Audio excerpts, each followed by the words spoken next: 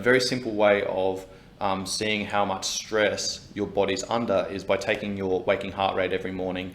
Now, if you don't have a Fitbit or some form of activity tracker that does that for you, then what you can do is just use your carotid artery or the radial artery, where you just place your finger on the pulse and you count how many times your heart beats in a 1 minute period.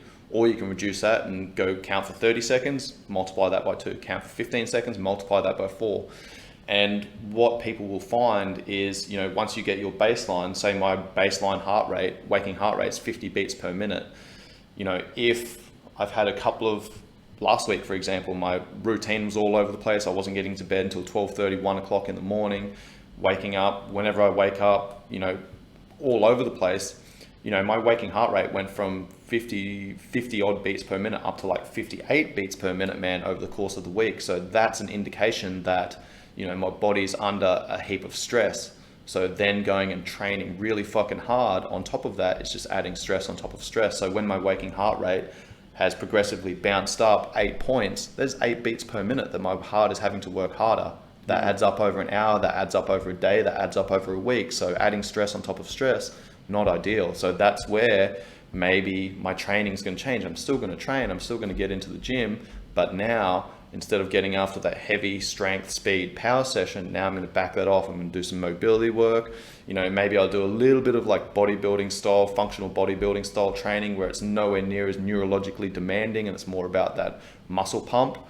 And then I'm going to finish off with some stretches, some breath work, so that I can really drive that parasympathetic state and start calming everything back down.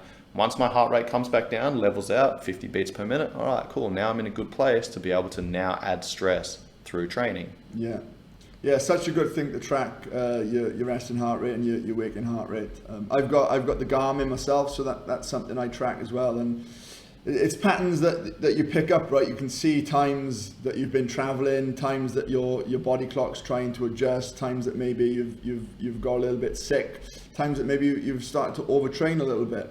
And it's something that I kind of check in with my clients as well. If my clients do have wearables, that's kind of built into my app, so I can pretty much, we can graph that out and we can pick up patterns over time. And I can check in and I can send somebody a message and say I know exactly how they're feeling today, because their heart rate's gone up to like 68, where it's typically down at like 58 or 60. So and again, using the tools that we have available. Like I said, if you don't have a wearable, there's ways of taking your pulse, but including that as a habit and an actionable step to actually say, hold on, how is my body responding today? And using that information to then decide how your training is going to look like.